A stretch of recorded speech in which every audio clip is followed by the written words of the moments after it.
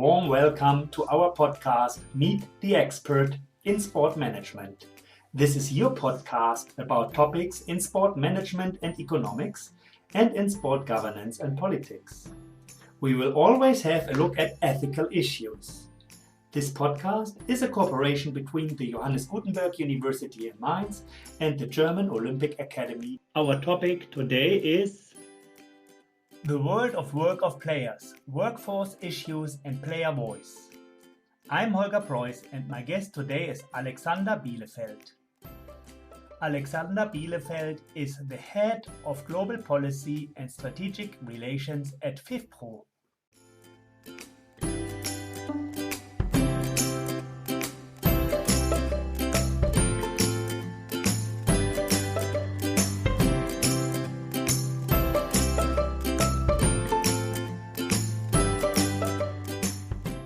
Alexander currently works with the International Federation of Professional Footballers, FIFPRO.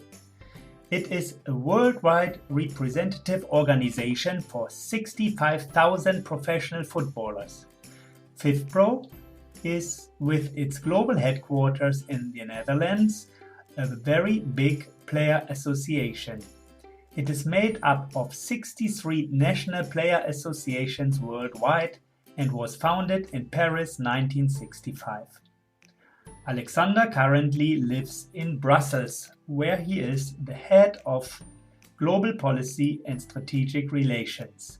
Before that, he was working for more than 6 years with Bursten Marsteller, also in Brussels, doing sport-related lobbying. He started his career with some internships at the European Commission and the German Bundestag. In between and before, he studied in many locations. He did some studies in Haifa and Jerusalem. He studied in Münster and also in Mainz with our MESCO. He was in Brighton, Brugge and Limoges as well as in Paris. I would say that is really a lifelong learning. Now you are for 2 years working with FIFPRO and currently you became the head of global policy and strategic relations. This is a cool job. How did you get this kind of job? I mean, our listeners are certainly interested to see how they can get this kind of job. Yeah, exactly. First of all, it's great to be here, Holger. Thank you for the invitation.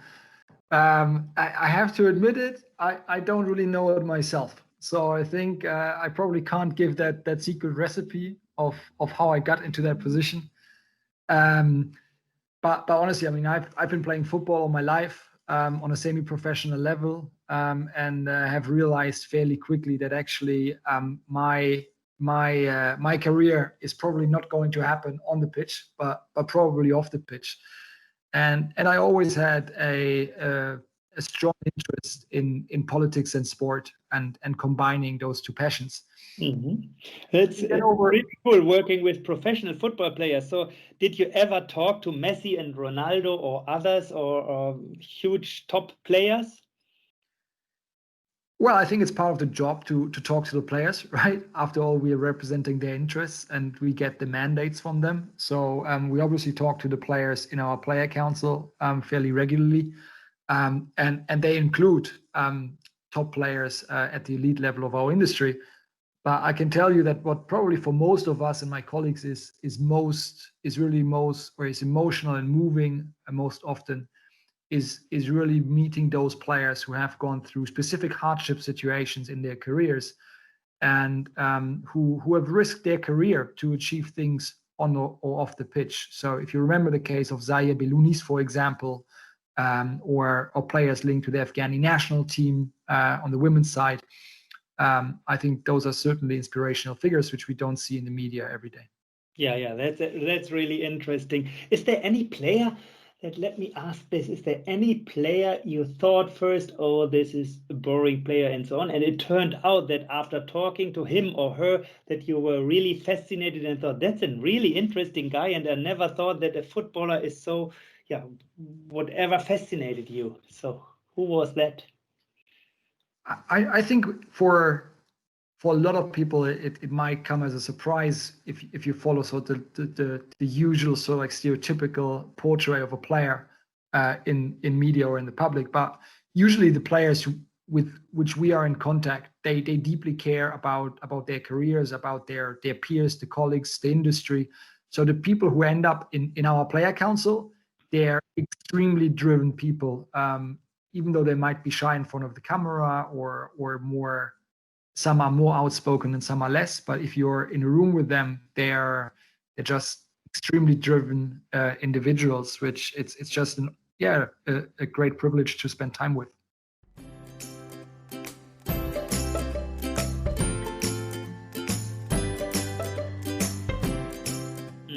You have 63 national player associations, and that represents 65,000 players. But you were founded in 1965, which is a long time ago. When was the phase of biggest growth? So when did it start that the players had the feeling they need associations and representation? Well, I think at the domestic level, it was always there, right? So we have a lot of our members are fairly old, established player unions. But then certainly as the industry professionalized, the employment market also changed. And I think probably the 90s were the time where not our societies changed due to political circumstances, the impact of technology as well. So the 90s changed the game on the pitch, but also off the pitch with regards to the representation of players. So that was the knock-on effect, really.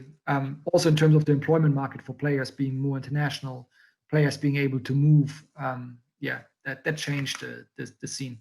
And that was also the time when really it started that money went into the game, but there was immense growth of revenues. And I just saw that from 2015 until today, even at least in the Bundesliga, the money again doubled, and that at the end, most of the money ends in players' pockets. So I wonder, when there's ever more money in the game, are there ever more disputes and player right issues and so on? So can you see that there is, in the last years, a growth of demands and disputes and fights?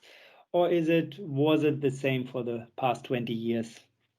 No, I don't think it has necessarily something to do with the money or with the revenues generated by the industry. I think we can say for most of the top markets that the more professional the game becomes, the more it is seen as an industry, the more sophisticated are also the governance mechanisms in and around the game, which basically enable the different stakeholders, be it clubs, leagues, players, to find common agreements for the game, really.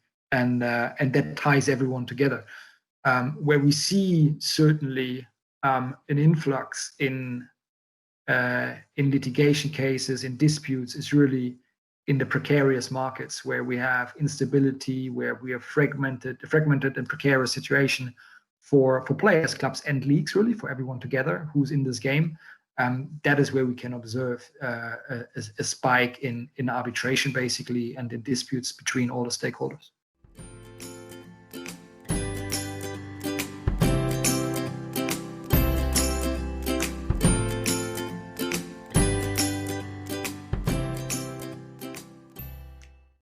Yeah. How many people are working in your organization? Well, I mean, for us at the moment, I think we're going towards 40 or something like that, without having done an exact count now. Mm-hmm. Oh, that's already quite big. Yeah, that shows already how much work is there, right?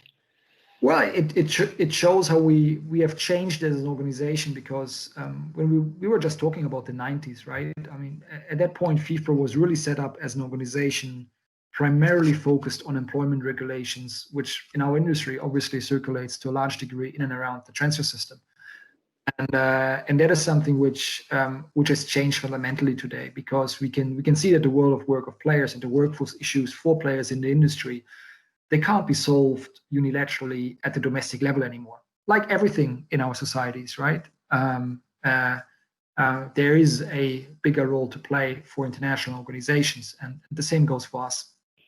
Mm-hmm, yeah. I see that you are head of strategic relations, and strategic relation means also a lot of lobbying and working with other organizations to keep the relations and so on. Can you give us a better feeling of what your daily work is? I mean, you are located in Brussels, certainly to do some lobbying in the European Union, but you also said, I mean, you're represented Afghanistan or African countries and so on. So are you traveling a lot, or what are the people you are talking to, and what is your work and your strategy behind trying to set up relations? Yeah, since COVID, I think the part doesn't exist anymore, which is maybe good or bad, depending on your mood. But I think, I mean, lobbying has always this ambiguous feeling to it as a word. But ultimately, what we're trying to do, I think, is we're trying to find logical and smart arguments and explanations for the interests of our members and how we want to represent them, right? And ultimately, for us, the key stakeholders with whom we have to work on a daily level are the people in our industry. So those are the clubs, are the leagues, the federations, governing bodies, competition organizers at the international level. And that's really with whom we work, and where we need to find solutions and a common ground to advance the interests of players ultimately and their protections. Yeah, sure. And we have the big five big leagues, or the biggest leagues here in Europe, and then it makes sense that you are in Europe, maybe North America. Who would ever thought that we would have a player union one day in Qatar, for example? But I found interesting that you said Qatar has a players union, so it's new that Qatar starts with unions and representation. That's an interesting case. Do you think that happened because of the FIFA Football World Cup coming up? Yeah, of course, there was a lot of pressure. There was also a lot of pressure after the case we had with, I don't know if you can remember Zahir Bilounis, the French-Moroccan player, whose passport was basically confiscated because of a contractual dispute, and it became a major state affair involving as well. And FIFPRO played a main part of trying to get Zahir out of the basically prison in Qatar. And many other human rights organizations, such as the ITUC, played their role as well. So obviously, that has forced change to a degree, right? Is that at the end of the process? I don't know. Probably not. But I think with that in mind, I think we have to respect also that in every region of the world, there's certain cultural differences which are different to ours, maybe. And even though we have fundamental principles which we want to be respected as a union in terms of independence and independent representation of the players, I think there needs to be enough flexibility as well to take certain cultural specificities into account. Yeah, really looked into the case of China now myself. Okay, so let me come to my last question, which is a quite challenging one, I guess, because I just saw in the media that you announced that you will support any football player who defies an IOC ban on political protest and political statements during events. In other words, what is said here is, for our listeners, the IOC has banned that political protests or statements should be done at Olympic venues or competitions, even though it can be done in a private sphere, but not during competitions. I think it's good that you want to support, but how can you support a player if a player gets banned or a team gets taken out of the competition? I think ultimately it's first and foremost the decision of any player themselves to decide if they want to become a activist on certain basic human values, right?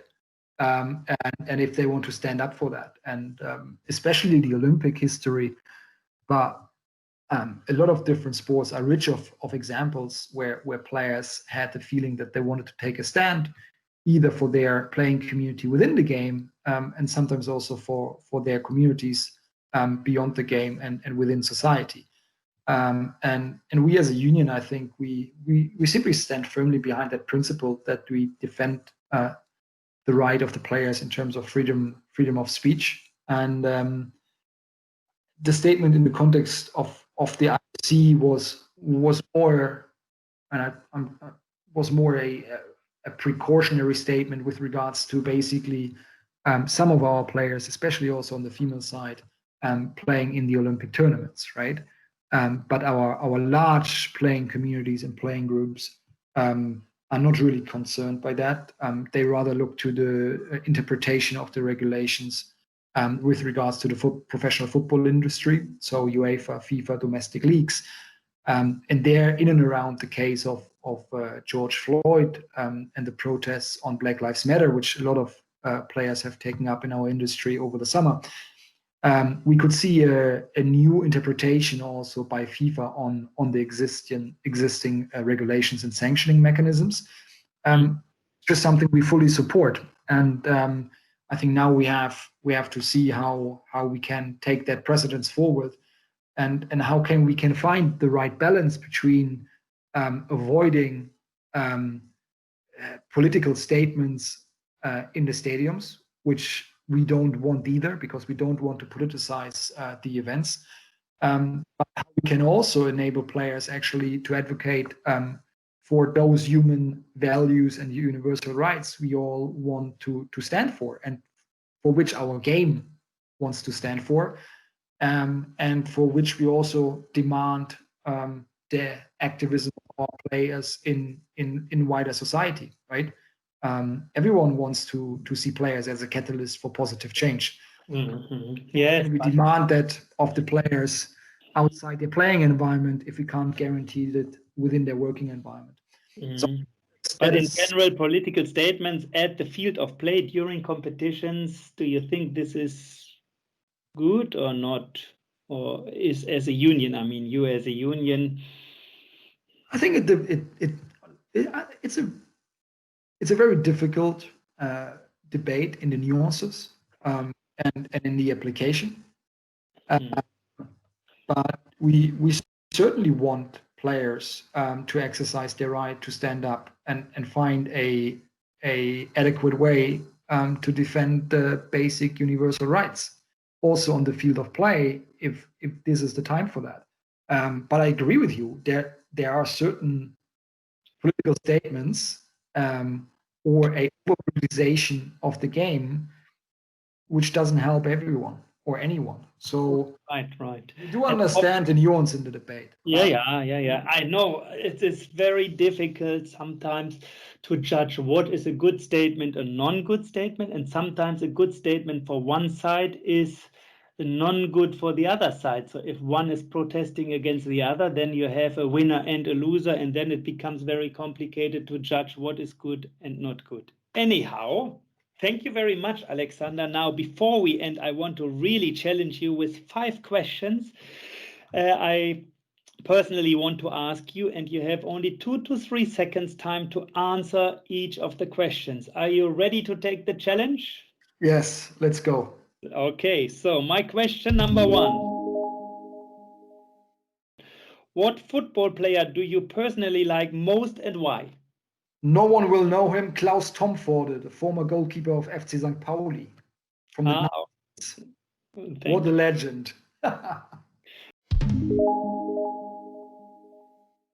Okay, where do you think will the next FIFA World Cup, so that is 2030, be staged? I have absolutely no clue, but you know what I'm looking forward to? The next Women's World Cup in Australia and New Zealand. And that's just because I have some colleagues who promised me to take me around.